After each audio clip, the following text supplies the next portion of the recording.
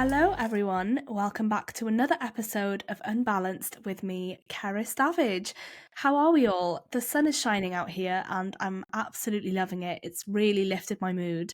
And another thing that's lifting my mood today is the fact that I get to meet someone else and interview someone on my podcast today. Hi, Jill. Hi, How are you doing? I'm doing good. How are you? I'm good, thank you. Thank you for waking up so early to do this podcast. What time is it over there? It's 8 o'clock in the morning. Oh, wow. Fair play to you. Thank you so much for doing this. Where are you based and what do you do? So I'm based in Vancouver, Canada. I grew up in Winnipeg, Canada, and that's in a very tiny town, and that's where my family still live. And then when I was 18, literally like the day after I graduated high school, I moved to Vancouver for school.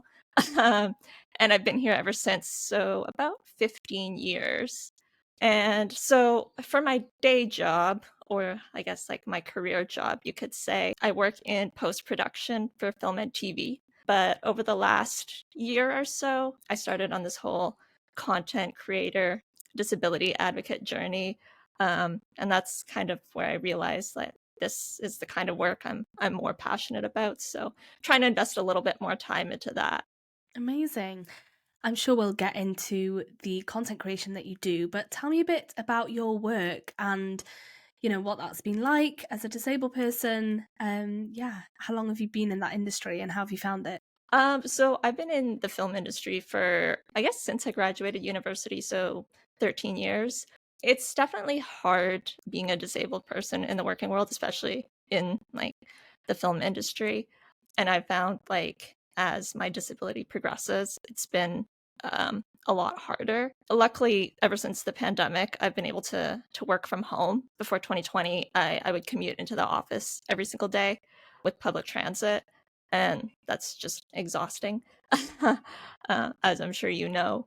So that's one of the reasons I really like doing the content creation, and I'm really hoping I can do it full time, just so I can work for myself and I don't have to rely on an employer to say yes, you can work from home. That is a very common thing that I've heard, especially from disabled people, that being self-employed is just so much easier because you're the only one who really knows what you're going through. You're the one who knows what you need, and it's just you're not tackling the problems that come with being employed, especially by a big company, Mhm. and having to navigate your needs to other, like a team of people. So I hope that does happen for you, and it does sound like Mhm. something, unfortunately, a lot of disabled people go through. Do you agree? Yeah, and especially like I've noticed in the last like year or two, ever since we've been moving farther and farther away from like the initial pandemic, that a lot of employers are like getting rid of their work from home accommodations, which is really unfortunate and it's really concerning as a disabled person who has come to rely on that. And I know I've spoken to so many disabled people who like work for like a traditional company, like a 9 to 5, and it's almost impossible to get accommodations.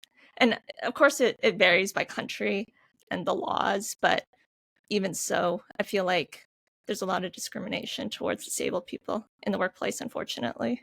Yeah. I think we're getting there, but there's still just a lack Hmm. of education, isn't there? Yeah, yeah. So tell me a bit about your disability and your diagnosis journey. So I was diagnosed with a condition called Charcot-Marie-Tooth Disease, or CMT, when I was about 2 years old. It's a degenerative neurological disease, and basically the easiest way to describe it is like the brain can't communicate with the nerves properly. So it causes things like muscle wasting and sensory loss. It's sort of similar to muscular dystrophy. And in fact, it was classified as a type of muscular dystrophy for a really long time. Oh, Yeah. And something that can happen to some people with CMT is scoliosis, which is when the spine curves sideways. And I actually have a type of scoliosis called kyphoscoliosis, which means the spine curves both sideways and forwards. wow. Yeah, Double so two whammy. two different. Yeah. So I was diagnosed with that when I was about 11. And then we tried bracing it for a couple years. just to stop the curve from getting worse. But that didn't work.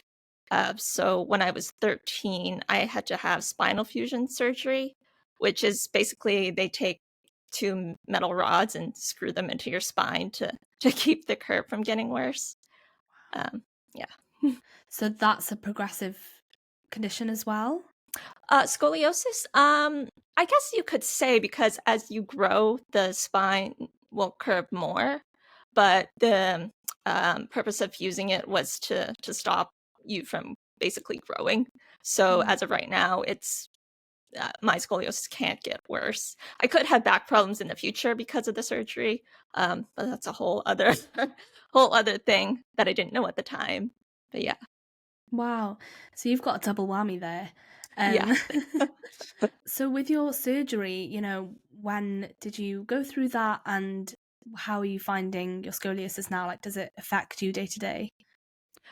So my surgery when I was 13. I don't remember a lot of it. It was I'm 33 now, so it was a long time ago. But also, I think I blocked a lot of it out, just like medical trauma. But all I remember it was being very painful. That's really the only memory I have of it. Like the curve has stopped growing, so my scoliosis won't get worse. And like today, the way it affects me is I can't bend over at all, also can't bend over because of CMT, so again, double whammy. Uh, and things like walking and, sitting for a long period of time, I get really bad back pain. I always say I'm, like, the worst person to sit next to, like, at a movie theater or an airplane because like, I'm constantly contorting myself to try and get comfortable. Mm. Yeah, and then with my CMT, it's so funny when I get asked this question, like, how does it affect you? Because I'm sure you know, like, when you've had a disability your whole life, you kind of adapt in little ways that you don't even realize. With my CMT, I have a lot of muscle weakness, especially like in my legs. So walking is really hard. I'm always like tripping and stumbling, and like walking upstairs, I need to hold onto a railing. So yeah, Okay. So yeah, it does sound like our conditions are quite similar, and yeah, I have heard of of CMT, but Mm, I don't really know enough about it. But I know that there are some crossovers, like you said. It was classed as a muscular dystrophy for a while, so there's a yeah. reason. Have you found the little adaptations? Like, how have you found them? Like, do you find that you're like beating yourself up over the fact that you're losing things? Because definitely feel that way sometimes. Like if I try to do something that I used to be able to do, and then I'm like, oh, I can't do that anymore. Oh, that's not good. And then, I have to find another way of adapting it. How are you finding that kind of process? Yeah, eh, definitely feel that. With my CMT, I feel like the progression is pretty like slow. Like it is progressing, but I don't notice day to day like, wow, I couldn't do that last month. It's more like, wow, I couldn't do that 5 years ago. So like things like walking a long distance, I find is getting harder and harder. And yeah, I definitely beat myself up over it. It's like, wow, like you could do that 5 years ago and now you can't. And it's just yeah, it's a hard thing to accept, but I mean, what are you gonna do? It's you kind of just have Mm, to accept it and yeah. and not worry about beating yourself up because it's not your fault. Yeah, and the way I try and see it is, your body's doing the best it can, and yeah, we just need to give it some love. And Mhm, on that topic, actually, I wanted to get into body positivity a bit because mhm, I've recently done an episode on body positivity, and I was kind of inspired by you because you do a lot of that on your Instagram, and I guess we have like two ways of looking at this. From your perspective, because we've got the muscle wasting and the nerves mhm, and your body kind of slowly breaking down, so there's that aspect, but there's also the maybe more obvious aspect of your scoliosis. mhm. How are you finding that, like your relationship with that? And I guess eventually we'll get into posting it online as well. Yeah, it's my relationship with like, my body has definitely gotten better. But yeah, like you said, like I have kind of it from two sides. I have the muscle wasting, which is obvious, and the scoliosis, which is obvious too. When I was younger, I was thinking about this. Like I had my spinal fusion when I was 13, and like here I was, a 13-year-old girl with a massive scar down her back and like a very obvious curve to her spine. And I hated my body. And like those are such formative years. Like when you're 13, 14, you're going into high school. And like I felt like I couldn't wear the same cute clothes as all my friends. And like at pool parties, I wouldn't swim because I was so embarrassed about my body. And when I was growing up, there was no social media. So I didn't see anybody who looked like me. And no one talked about like what it was like to exist in a disabled body and like how that impacts your body image. And I like carried that with me for a very long time, like up until just a few years ago, because even now there's not really many people around who say, hey, it's okay to have a disabled body. It's okay to be different. And like with body positivity, I think it's getting better, like with more people on social media advocating for it. But unfortunately, disabled bodies are still left out of the conversation. So Yeah. That's really interesting what you said about the fact that you didn't grow up with social media and you mhm. implied that as a negative thing because, nowadays people hate the fact that they're growing up on social media, but I suppose, if you haven't got social media, you've got magazines with, Yeah. body perfect, quote unquote, models. And I guess nowadays you do see all body types on social media. So I really like the way that you've viewed social media as a positive thing rather than a negative thing where it's easy to compare yourself to other Instagrammers. Yeah, it's kind of a double-edged sword. Like it's really easy to compare yourself, but like when I was growing up, like you said, we had magazines and we had reality TV, and that's kind of where all of our body image issues came from. So And it's not reality at all, is it? no, Not at all. I don't know why it's called reality TV. It's like no. far from it, but there we go. Just like CMT, tooth. Where's that come from? Do you know? Oh my Because it doesn't gosh, affect your yeah. teeth, does it? No, oh no, it does. I get that all the time when I talk about it. They're like, "Oh my gosh, so you have tooth disease?" Like, no, it's named after the scientist who discovered it, There we go. which not a great way to describe a condition, but yeah. Okay, well, we've cleared that up, so your teeth are Yeah. fine. Yes, teeth are fine. The one thing, the one thing that's not affected, perfect. I'm sorry to hear that, your relationship with your body hasn't always been, a positive thing, but I guess that's the case for a lot of women and, we've all had our struggles, we've all compared ourselves to other people, in our lives, let alone on, social media or, famous people. But how are you finding the world of social media now? Like, do you think, like you said, it is a double-edged sword, but what's been your experience of it? Yeah, I mean, so far it's been a positive experience. I haven't had a lot of negativity, a bit, but I mean, it's pretty easy to ignore those comments. But the thing I really enjoy is like I'm getting messages from girls with scoliosis or CMT saying, "Oh my gosh, like I've never seen anybody who like had a body who looked like mine before your account." So that's been really nice. And yeah, I think now that I'm a bit older, I think I can handle social media a little bit better than I probably could when I was 20. Um, that's, was a point where had a really, really bad relationship with my body and just my disability in general. Like I didn't accept it. I tried to hide it. So, I think with age comes wisdom, I think. So I feel like now is just kind of the right time to be doing this. Is that what kind of inspired you to start posting on social media? Yeah, so I had been thinking of doing it for quite a while, but I'm a pretty private person, if you can believe it or not. Like before my account, I just had like a private social media account with just family. I had like 50 people on there. And I never really posted. But I remember looking through like TikTok and Instagram for people with scoliosis and like how to dress with scoliosis. And I couldn't find anything really. And I even like Googled how to dress with scoliosis. And all I found were articles on like, here's how you hide your scoliosis. I'm like, that's not really what we want to do. Yeah. So I kind of thought, That's okay, well awful. maybe there's something, I could do here because I've lived with scoliosis for so long. Maybe I could help out other people. That's amazing. And it's nice to be the voice that you wish you had when you were younger. And Exactly, I yeah. completely relate to you on that.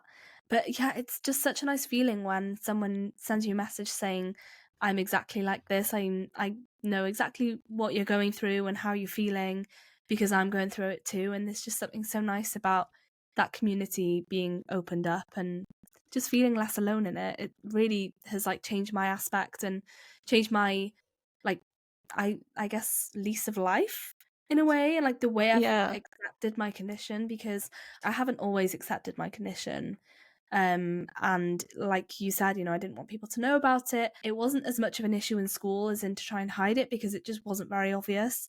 And as we all know, they get more obvious as you get older. So it's almost as if it just takes over and you're forced to accept it because it's just, you can deny it as much as you want, but at one point it's gonna beat you and you're gonna just have to accept it because it's not going away. So that's an interesting relationship, but knowing that there's other people that's also struggling to accept their diagnosis, but also going through the same stuff, it makes it a bit better to deal with.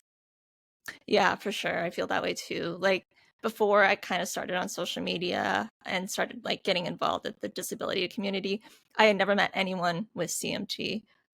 It's kind of rare, but not, so rare that nobody else has it. But yeah, it's been good to meet other people with it and be like, and even people without CMT, like people with muscular dystrophy, like when you talk about certain things, it's like, oh my God, yes, they get it. Yeah, exactly. It's just such a nice feeling, but it's scary to be the one to put yourself out there to find that community. Like, I wish there was someone else that I could have just messaged and be like, "Hey, I have this too," but I just didn't find anyone, so I had to do it myself. Yeah. Well, you should be very proud of the work that you've done on your social media. Tell me a bit about what kind of stuff you post. Yeah, so most of what I post, I like to just call it content that kind of shows what it's like to exist as a disabled woman. I talk a lot about body positivity, body image, the relationship between mental health and your disability. I don't do a lot of like general disability education just because I don't think I'm the right person for that. There's so many other people on social media who do it so much better.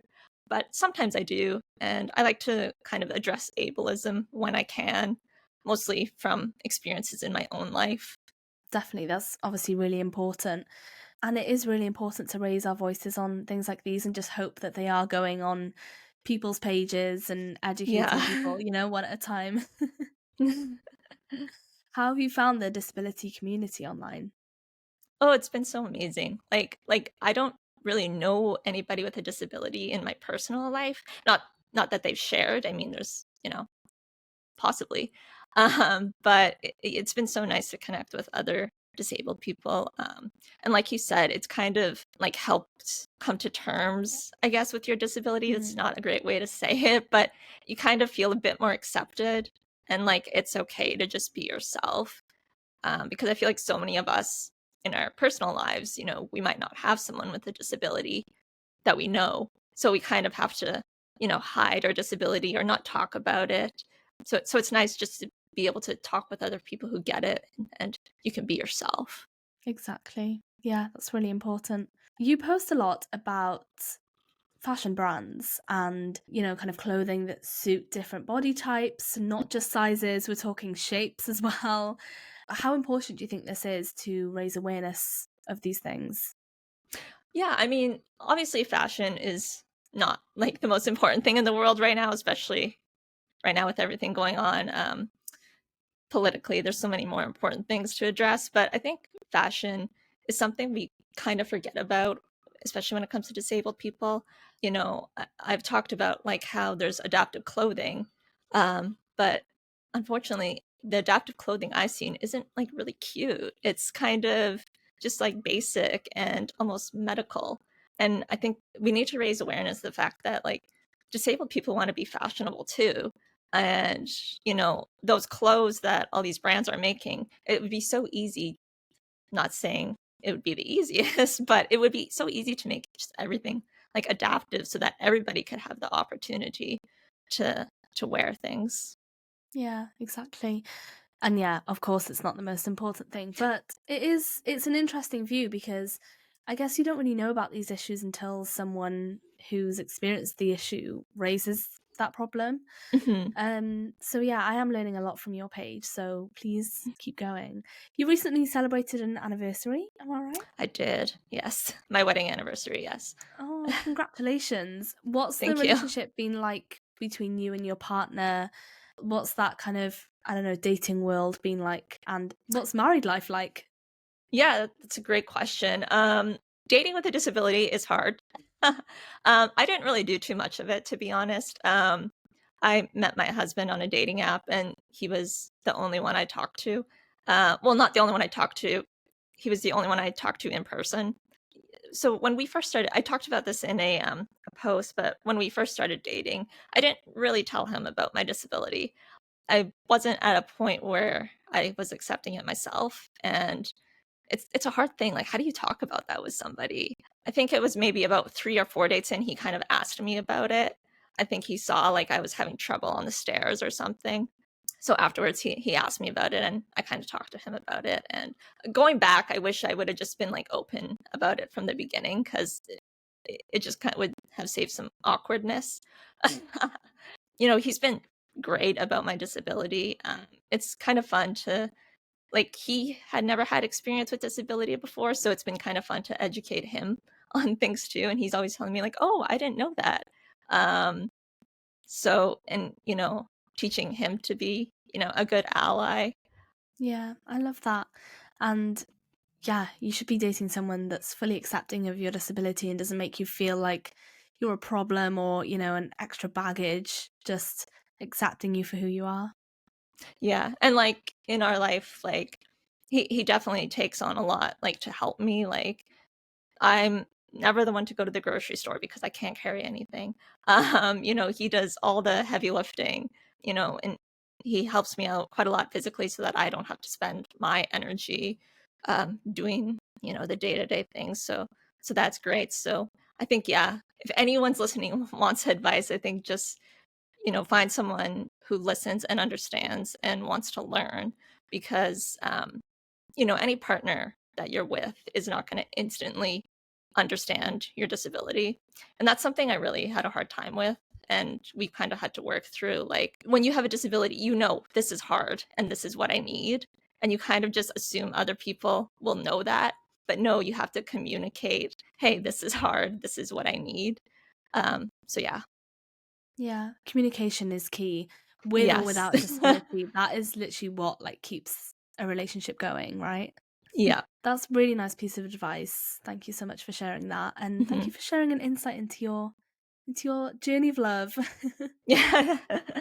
I want to go back to being a disabled creator. Obviously, is this something that you want to do full time eventually? Yeah, I would love to get to the point where it could be, full time. Not sure how that would look like, whether it's, speaking or just doing something like YouTube or maybe one day writing a book or something. Still kind of exploring right now. I'm just trying to like grow my community and try and find all those, disabled women and girls who are struggling with their body image and connect with them.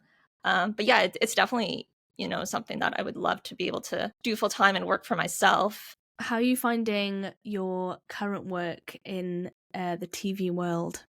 It's okay. The film industry right now has been kind of rocked for the last few years with like COVID and strikes. So working in film has never been stable, but it's even more unstable now, which is also a reason that I would love to go full time with content and have something maybe a little more stable. But yeah, like luckily I work from home, so it doesn't take it out of me too much physically, just mentally. Well, make sure that you're resting enough and you're not, using up too much energy. Is this something that you struggle with a lot, like trying not to take up too much energy and burn out? Yeah, absolutely. I have a really bad habit of working too much and pushing myself too hard. It's definitely something that I struggle with, realizing that rest is okay and that, as someone with a disability, everything is harder for me. So, something as simple as a work day is going to exhaust me more than someone who doesn't have a disability. And it's okay to be tired by that. But even then, like you feel guilty and you feel kind of Mm. bad about yourself. Like, why is this so hard for me? And it's important to have like people around you who are supportive and be like, no, it's okay. Like you rest because you've had a long day. Yeah, it's so easy to feel guilty, but yeah, if you had a friend that was struggling, you would tell them to rest, so why Yeah, not tell exactly. yourself to rest? Yeah, but then I just get so bored, if I do sit down for a bit, I'm like, okay, right, come on, what can I do now? Can I just stay busy? But yeah, it is something that life is forcing us to do now, is to just take things slow and to ration your energy, in Mhm. different ways. Yeah. Yeah. Are there any misconceptions about being a disabled creator that you think you'd like to address? Um, so I'll speak for myself here, but I think the biggest one I get is because I'm, so open about talking about my disability online, that I should be okay with a stranger coming up to me and asking me about my disability. There's a really fine line between sharing online and, sharing what you want to share when you want to share it, and having someone come up to you on the street and asking you, "What's wrong with you?" It's a really invasive question, and unfortunately, I get it quite a bit. Most people with disabilities do. I think people forget that disabled people, we're just people too. And, we're allowed to have boundaries, and, we're allowed to go to the grocery store or wait at a bus stop without someone coming up to us and asking us invasive medical questions. Mm.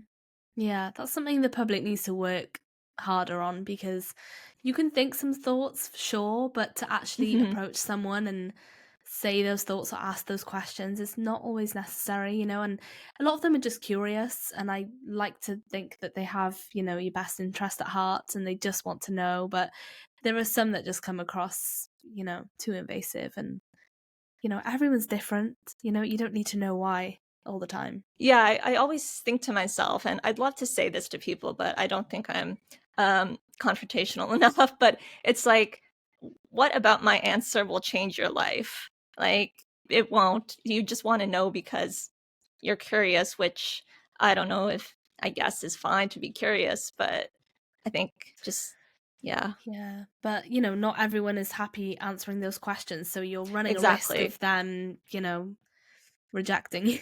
Or of running a risk of like upsetting the person because, some disabilities are traumatic, or someone just Yeah, wants to literally get on with their day and not talk to you, which is fine. yeah. I hate when people ask what happened. I'm like, Ugh, nothing happened. I just yeah. am disabled. Nothing actually happened though, but thanks. Thanks for your Yeah. concern. Yeah, that one gets me all the time. Is like, "What happened?" or "What's wrong with you?" It's like, I was born? I don't know, like, I don't know if it's Full 'cause, stop. like yeah, I don't know if it's 'cause, maybe, like, you and I are younger and it doesn't click for them that young people could be disabled, so Yeah, they think we, like, had to have some kind of injury or something, but yeah. I like to think of it as that I'm just educating people one at a time. If I do get approached, I just briefly just say like, oh, I have a disability, and hopefully then that'll give them the mindset that young people can be disabled, and hopefully they won't approach someone else. So, yeah. I'd rather do that and deal with it than, ignore them and then potentially doing that to someone else. Yeah, that's a really great way to think about it. I try to stay positive about it. Yeah. Maybe I'm a bit too negative and jaded with strangers because sometimes I'm just like, "Don't talk to me and go I away." But mean, maybe by the time I'm 33, I'll have enough maybe as well. yeah. I'll be fed up. I'm like, okay, I've done my bit. Yeah. Go and read it up. Ugh. Anyway, well, I think that what you're doing is great, and maybe next time someone asks you about your disability, you can just say, okay, here's my Instagram. You can find everything you need on there. Goodbye. That's a great way to do it. Print out business cards. Just hand them the business card. You don't need to say Yeah. anything. Just, here you go. Goodbye. I need my to get my bus. Yeah. Well, thank you so much for coming on the podcast to share just a little snippet into your life with CMT and scoliosis. I would like to end this podcast by asking a question that I ask all my interviewees, which is there a piece of advice that you would give your younger self or someone that's maybe struggling with a diagnosis? Yeah, so I think the advice I would give my younger self or anyone, struggling with their diagnosis or to accept their disability is you don't have to spend your entire life trying to be normal. um, and you don't have to hide the parts of you that make others uncomfortable. It's okay to just be you. And at the end of the day, you have to love yourself, and that's the most important thing. And the right people will love you too, disability or not. So yeah, that's my advice is just be who you are, and you don't need to hide yourself or your disability. That's so lovely and something I'm definitely going to take on board anyway, because you shouldn't apologize for being you. You shouldn't feel No, guilty or ashamed to be you. So I love that. Thank exactly. you.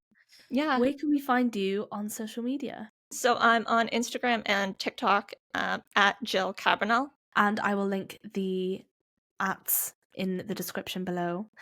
Is there anything else you'd like to add before we finish? I just want to say it's like such a joy listening to your podcast. Um, even though I'm not exactly a young adult anymore. Yes, you are. um, Yes, you are. yes, what is a 100%. young adult? What's an old adult? But so many of the things you talk about, I'm like, oh my god, yes, like that happened to me too. Like, and you talk about things that most people don't think to talk about, like going out on a night out with your friends when you're disabled. How physically hard and almost impossible it is sometimes. So I'm just so happy like younger people have someone that they can listen to and relate to, because this would have been amazing for me when I was younger. Oh, So thank you so much. That's so yeah. lovely. And that is exactly the goal that I'm trying to hit with the podcast. So I'm so glad. I'm sorry you can relate to some of it. Yeah. But I'm glad at the same time because, hearing that just makes me feel less alone as well. Like it really does help Mhm. me when people feed it back. So I really appreciate that. Thank you guys so much for listening. If you reached the end, I love you all so much for listening today. Don't forget to follow Jill on social media, and I can't wait to see where your social media journey goes. It's so exciting. Please keep posting. Thanks. I will for sure. Thank you to Cure LGMD2I for sponsoring this podcast. If you want to watch some more podcasts, don't forget to subscribe on YouTube. Don't forget to follow the podcast wherever you're listening and rate the podcast 5 stars because that really helps me out. I will see you guys very soon in another episode. But until then, bye. Bye.